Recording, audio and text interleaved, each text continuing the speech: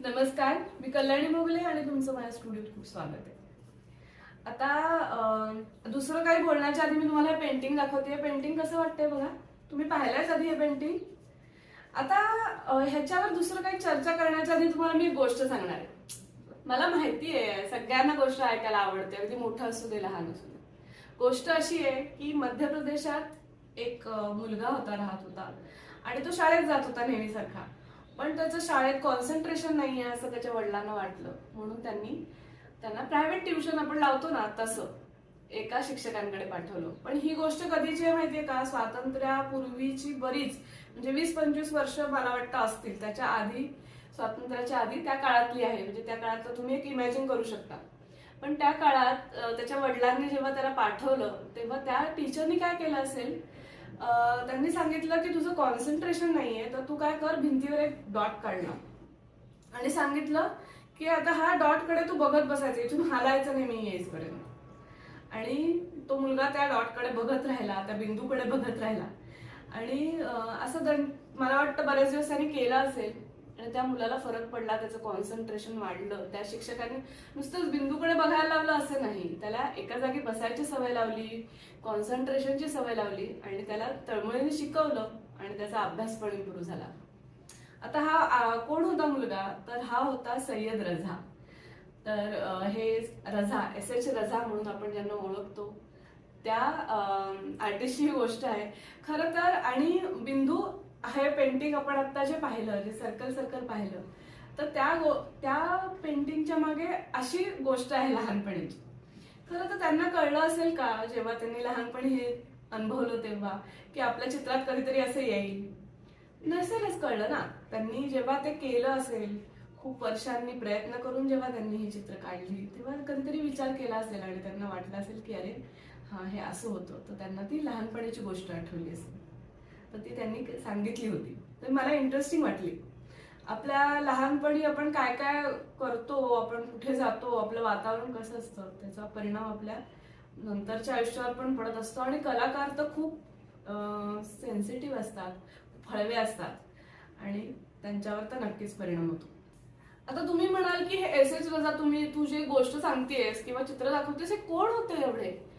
तर मी तुम्हाला सांगते, ज्या काळी आपल्या देशाला ह्या जगभरात काही किंमत नव्हती, डेव्हलपिंग कंट्री अजूनही म्हणतात, पण आता आपला देश किंवा आपल्या देशातली लोकांना माहिती आहेत काय काय करू शकतात आणि किती भारी, म्हणजे वेगवेगळ्या ठिकाणी आपण चमकतोय, आपला देश चमकतोय. पण ज्या वेळेस आपला देश नुकताच स्वतंत्र झाला होता गुलामगिरीतून, काही आपल्याला आयडेंटिटी नव्हती, त्यावेळे काही 5 जे प्रोग्रेसिव्ह आर्टिस्ट ग्रुप आहेत किंवा त्याच्यानंतर गायतोंडे आणि बरेचसे आर्टिस्टनी केलं हे. तर ह्या काही बोटावर मोजण्या एवढ्या आर्टिस्टनी आपली मान उंचावली कला क्षेत्रात. त्याच्यापैकी एक रझा आहेत.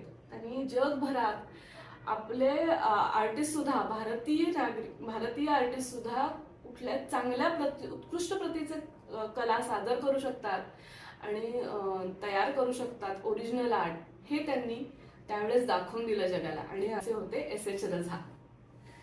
तर ह्या एस रझांबद्दल आणि त्यांची पेंटिंग बद्दल आपण नक्कीच चर्चा केली पाहिजे. आता हे तुम्हाला वाटतंय ना असं? तर मी तुम्हाला सांगते, मी 15 दिवस झाले, मी जेव्हा जेमिनी रॉयचा तुम्हाला व्हिडिओ दाखवला किंवा आपण त्याच्याबद्दल जेव्हा चर्चा केली, त्याच्यानंतर मला करायचं होतं कधीपासून.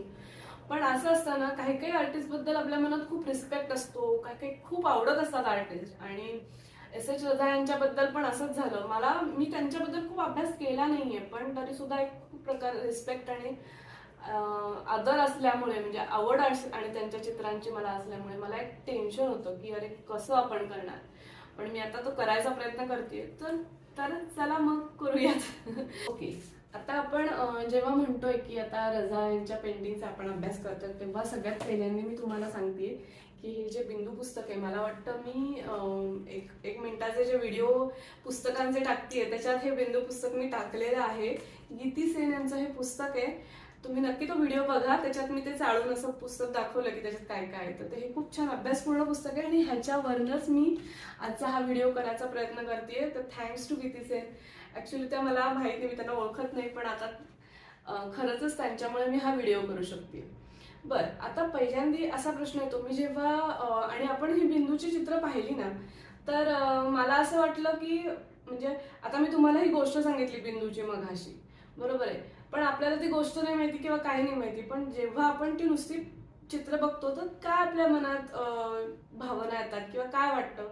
तर माझं तर म्हणजे मी आता आर्टिस्ट असल्यामुळे किंवा मी एलिमेंट्स ऑफ पेंटिंग शिकल्यामुळे माझ्या डोक्यात आलं की हा बिंदू, रेघ आणि आकार, कलर, रंग, म्हणजे dot, line, shape, colour, form हे बेसिक एलिमेंट्स ऑफ पेंटिंग आहेत. तर म्हणून मग त्यांनी बिंदू घेतला असेल असं मला पहिल्यांदा वाटलं. मग त्याच्यावर ते प्रयोग करत असतील, एक्सपेरिमेंट करत असतील आणि त्याची अरेंजमेंट त्यांनी केली असेल असं एक माझ्या डोक्यात आलं. अजून मला वाटलं होतं की माझं एक थोडंसं आध्यात्मिक पण कधी कधी विचार असतो किंवा काहीतरी असतं आपलं कल्चरच तसं आहे. तर तेव्हा मला वाटलं होतं की आपलं सगळे म्हणजे जे आयुष्य आहे किंवा कुठलीही गोष्ट अगदी सायन्स पासून ते स्पिरिच्युअलिटी पर्यंत काही घेतलं तर ते सायकलिक आहे. म्हणजे एका सायकल नंतर दुसरं सायकल, अगदी आपण म्हणलं तर रोजच्या जीवनात पण चंद्राचं सायकल असतं किंवा सूर्याचं भ्रमण आहे, तर सगळं सायक्लिकल आहे. किंवा आपलं ग्रहमाला पण सर्क्युलर आहे, सायक्लिकल आहे. असे जे बरेच विचार मी केले होते. मला ती चित्र आवडली होती बघायला, मी बघत होते. पण आपलं एक आहे ना, आपल्याला शिकवलंय की कुठली गोष्ट बघितली की त्याचं काय असेल काय असेल ह्याच्यापर्यंत आपण पोहोचायचा प्रयत्न करतो. तर तसा मी केला होता. खरं तर मी मागच्या व्हिडिओत पण सांगितलं आणि मी नेहमी सांगते की काय असेल म्हणजे त्याचा अर्थबिर्थ समजून घेण्यापेक्षा फील केलं पाहिजे. आणि फील तर मी जी चित्र केलीच होती, पण मला हे असं पण डोक्यात येऊन गेलं होतं. तर तुम्हाला काय वाटतं हे नक्की सांगा. पण रझांचं म्हणणं नक्की वेगळं आहे, थोडंसं वेगळं आहे माझ्यापेक्षा. तर आपण ते एक्सप्लोअर करणार आहोत. ह्या पार्टमध्ये नाही झालं तर कदाचित पुढच्या पार्टमध्ये नक्की एक्सप्लोअर करणार आहोत. कारण त्यांनी जसं त्यांची आयुष्यातलं जर्नी पुढे पुढे गेली, जसं ते जगत गेले आयुष्य, तसं त्यांना वेगळे अर्थ मिळाले त्यांच्या एलिमेंट्सचे आणि त्यांनी त्याचा खूप रिसर्च केला. त्यांनी उपनिषदाचा पण अभ्यास केलाय. तर आपण ते नंतर बोलूया. पण आता एक सांगूया, एक मला म्हणजे एक प्रश्न पडला की बरं आता ही जी स्टाईल दिसतीये तीच होती का त्यांची कायम? तर नाही. तर ते वेगळं काहीतरी करत असणार कॉलेजमध्ये असताना. तर मला हा प्रश्न पडला, मग ते कॉलेजमध्ये असताना कशी पेंटिंग करत होते? तर ते लँडस्केप करत होते आणि त्यांनी नेहमी सांगितलंय की मला निसर्गाच्या जवळ मी आहे असं मला वाटतं. आणि ते लँडस्केप करत होते, नेचर पेंटिंग करत होते. तर ही अशा प्रकारची मी दाखवते तुम्हाला, अशा प्रकारची पेंटिंग ते करत होते. बरं, जेव्हा आपल्याला असं उत्तर मिळालं की आधी काय करत होते, लँडस्केप पेंटिंग करत होते, तर ही पेंटिंग होती त्यांची. पण ह्याच्यात आपल्याला नेहमी रझांच्या चित्रांमध्ये खूप रंग दिसतात किंवा ते एकमेकांमध्ये मिसळलेले रंग दिसतात, एक गूढता दिसते, एक मिस्ट्री दिसते. आणि ते का आहे किंवा त्यांनी ते कसं काय आलं असेल त्यांच्यात. तर जसं आपण बिंदूची गोष्ट सांगितली तशी अजून एक गोष्ट आहे. गोष्ट म्हणजे त्यांच्याबद्दलची फॅक्ट आहे की त्यांचे वडील हे फॉरेस्ट ऑफिसर होते आणि त्यांचं बाळपण हे जंगलात गेलेलं आहे. आणि हा कोट दिलाय त्यांनी आणि त्या कोटवरनं आपल्याला तुम्ही वाचा. या कोटवरनं आपल्याला लक्षात येतं की ते म्हणतात की जंगलात जेव्हा राहत होतो, जंगलातल्या एका गावात जेव्हा अगदी हार्ट ऑफ द जंगल आम्ही राहत होतो, तेव्हा असं होतं की रात्री बघा ना तुम्ही, कुठल्याही अगदी झाडी असेल तर रात्री आपल्याला ते कसं गूढ वातावरण आणि काही नसलं ना तरी तिथे ते असं जाणवतो, गूढता जाणवते किंवा एक भीती वाटते. तर त्यांनी भीती, फिअर आणि फॅसिनेशनचं रिलेशन माझ्याबरोबर नेहमी आयुष्यात राहिले असं त्यांनी सांगितलं. आणि मग कदाचित आपल्याला आपण त्या पेंटिंगमध्ये तो भाव किंवा तो फील आपल्याला मला दिसतो काही काही वेळेस की तो एक गूढता, ते एकमेकांमध्ये रंग जाणारे. आणि बघा ना, तुम्ही जर जंगलात नुसतं गेलात, आता आम्ही बरेच जंगल फिरलोय, तर जंगलात आपण जेव्हा जातो, सकाळ असो संध्याकाळ असो, जे खूप रंग वेगवेगळ्या प्रकारचे, म्हणजे ग्रीन म्हणला तरी तो ग्रीन इतक्या वेगवेगळ्या प्रकारचा असतो आणि त्याच्यात प्रचंड वेगवेगळ्या प्रकारची झाडी असतात, पक्षी असतात, प्राणी असतात, फुलं असतात, फळं असतात, काही सगळेजण एकत्र असे मिक्स झालेले असतात. आणि एक तो वातावरण, ते वास, ते सगळंच एक खूप वेगळं असतं जंगलातलं. तर त्याचा कदाचित फील आपल्याला ह्या पेंटिंग मधनं येऊ शकतो.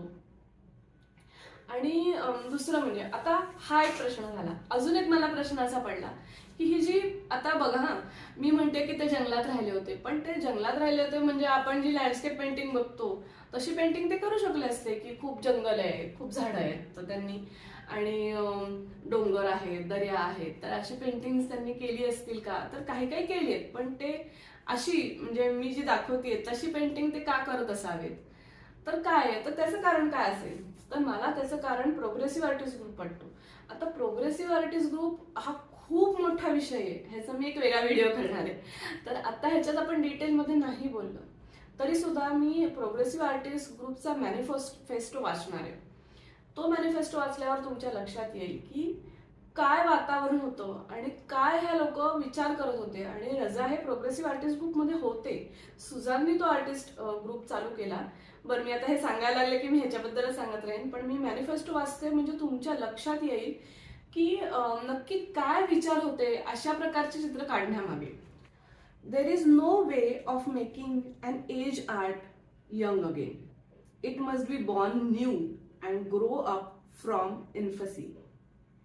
infancy as a new thing, working out its own salvation from effort in all fear and trembling. आता हे जे आहे, मी अख्खा मॅनिफेस्टो वाचत नाहीये, तर खाली मी तुम्हाला देतेय इमेजमध्ये.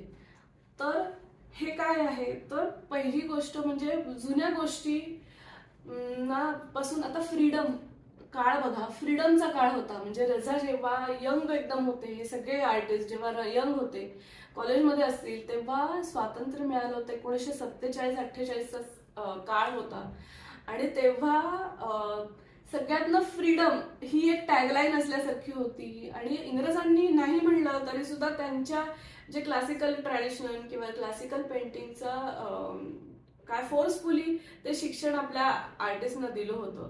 आणि जेमिनी रॉयच्या ह्याच्यात आपण सांगितलं की त्यांनी कसं जे ब्रिटिश शिक्षण जुगारून देऊन त्यांनी पट्टचित्र ह्याच्यावर अभ्यास करून त्यांची स्टाईल डेव्हलप केली होती. हे आपण मागच्या व्हिडिओत बघितलं होतं. पण ह्याच्यात प्रोग्रेसिव्ह आर्टिस्ट ग्रुपचा आणखीन वेगळा प्रयत्न होता. त्यांचं असं म्हणणं होतं की नाही, जुनं आहे, आपलं कल्चर आहे. त्यांनी मिनिएचर पेंटिंगचा खूप अभ्यास सगळ्यांनी केला होता, म्युरलचा अभ्यास केला होता. पण ते म्हणले की आम्ही सगळे इझम युरोपातले सगळ्याचा अभ्यास आम्ही केलाय, पण आम्हाला नवं हवंय, आम्हाला सगळ्यातनं फ्रीडम हवंय. आणि त्यांनी तेच करायचा प्रयत्न केला. आणि एक मी ओळ त्याच्यात बघते, that we are govern by one or two sound elemental laws of aesthetic order, plastic coordination, colour composition. आणि कलर कंपोजिशन आणि प्लास्टिक कोऑर्डिनेशन ह्या दोन गोष्टी म्हणजे जे चित्रासाठी लागतं. प्लास्टिक कोऑर्डिनेशन इज चित्रासाठी, चित्र किंवा स्कल्पचर ह्याच्यासाठी जे स्ट्रक्चर लागतं ते, आणि कलर, ह्याच दोन गोष्टी घेऊन आम्ही पुढे जाणार आहोत. आणि त्यांना मेन म्हणजे फ्रीडम, त्यांना कुठल्याही गोष्टीचा इन्फ्लुएन्स नको होता, ओरिजिनॅलिटी ते शोधत होते. आणि ही खूप अवघड गोष्ट आहे, ही खूप अवघड गोष्ट त्यांनी घेतली. आणि म्हणूनच ते जगात काहीतरी करून दाखवू शकले, कारण त्यांनी खूप काय म्हणतो अवघड मार्ग स्वीकारला होता ह्या आर्टिस्टनी. तर म्हणून म्हणजे ह्याच्यासाठी हे तत्व त्यांचं असल्यामुळे त्यांनी सगळं जुगारून दिलं, ट्रॅडिशनल स्टाईल सगळं जे कॉलेजमध्ये शिकवलं होतं ते. आणि या पद्धतीची चित्र त्यांनी करायला लागली होती. पण तरी सुद्धा ते जुगारून देताना सुद्धा मी तुम्हाला म्हणलं तसं बेसिक जे पेंटिंगची बेसिक तत्व आहेत त्यांना धरून, colour, line, form, shape, space ह्या गोष्टी त्यांनी कळत नकळत कुठेतरी धरून त्यांनी ते चालू केलं होतं. पण आता असं आपण म्हणू शकतो का की त्यांना पहिल्यापासून सगळंच माहिती होतं या प्रोग्रेसिव्ह आर्टिस्ट ग्रुपना? तर नाही, ते त्यांचा एक्सपेरिमेंट करत होते, ते त्यांचे विचार करत होते, सतत चर्चा करत होते. आणि आणि अजून एक सुद्धा अँगल आहेच ना त्याला. हे सगळं करत असताना ही जी एनर्जी होती फ्रीडमची, त्याच्यात एक दुसरी ड्रॉबॅक पण त्यांच्यामध्ये होता. त्यांना ड्रॉबॅक पण त्यांना सोसावा लागला. कुठला? आपल्या सगळ्यांनाच त्या काळी, की जेव्हा फाळणी झाली, फ्रीडम मिळालं पण फाळणी झाली आणि त्याचे पण सगळे भोगावे लागले. आणि त्यावेळेस साधारण मला वाटतं त्या काळी 48 वगैरे साली रजा हे काश्मीरमध्ये गेले होते आणि तेव्हा त्यांची अशी चित्र आहेत. तर आता ही सुद्धा रिअलिस्टिक नाही आहेत, पण तो जो परिणाम आहे तुम्हाला दिसतोय, त्यांनी ते सगळे जमलेले बघा, हे एक रेअर चित्र आहे रजा यांचं. तर तो काळ कसा होता, तो तुम्हाला वास किंवा तो तुम्हाला सेन्स होत असेल की तो काळ कसा होता आणि कसं फाळणीने सगळ्यांना खूप गोष्टी भोगाव्या लागल्या आणि रजांना पण लागल्यात. आता हे पर्सनल आपण हे म्हणत नाहीये, पण कुठेतरी त्यांना त्यांच्या जर्नीमध्ये हे पण एक टप्पा होता की त्यांच्या घरचे सगळे भारत सोडून या दंग्यांमुळे भारत सोडून पाकिस्तानात गेले, पण त्यांनी मुंबईत राहायचा डिसिजन घेतला कारण त्यांना तिथे सेफ वाटत होतं, मुंबईत सेफ वाटत होतं. ते माझाच देश आहे असं त्यांनी पक्क मनात त्यांच्या होतं. आणि मला आत्ताच अंगावर काटा येतो की हे त्यांनी केलं, म्हणजे त्यांना ते थांबले आणि एक चांगला आर्टिस्ट त्याच्यामुळे आपल्याला मिळाला. तर एनिवेज, तर हे असं. आता ह्याच्यानंतर काय झालं, हे प्रोग्रेसिव्ह आर्टिस्ट ग्रुप जे होता, हे जे आर्टिस्ट होते ते भारताबाहेर गेले आणि रझा पण पॅरिसमध्ये गेली. आणि सगळ्यांना ज्यांना रझा माहीत असतील त्यांना माहिती आहे की रझा हे पॅरिसमध्येच नंतर बरेच वर्ष राहिलेले आहेत. तर पॅरिसमध्ये गेल्यावर काय धक्का बसला असेल त्यांना, तर ते तर म्हणत होते की आम्हाला फ्रीडम हवं आहे, आम्हाला मॉडर्निझम माहिती आहे. सगळं माहिती असताना सुद्धा रझांचा एक कोट आहे आणि तो मी वाचणार आहे. The first lesson I learn after visiting the galleries was that I had not understood what modern art is all about. So I had to make a fresh beginning. This did me good. त्यांना लक्षात आलं की खरं मॉडर्निझम जे ते म्हणत होते ते त्यांना कळलं नाहीये आणि हे त्यांनी ऍक्सेप्ट केलं. म्हणून ते म्हणतात दिस डीड गुड टू मी, की हे चांगली गोष्ट झाली, मला कळलं की मला नक्की माहिती नाहीये. Modern sensibility is mainly about the formal values of line and form and color. मी परत एकदा आपण परत चर्चा करतोय. तर चित्र बघताना लाईन, फॉर्म अँड कलर, म्हणजे जसं मी आता हे उदाहरण देते, काही काहींना पटणार नाही, की म्युझिकमध्ये जसं बेसिक सारे म प ध नि सा असतं तसं चित्रकलेत आहे. आणि त्याप्रमाणे ते मेन फोकस करून मॉडर्न आर्ट डेव्हलप केलेली आहे युरोपात लोकांनी, आणि ते त्यांना कळलं.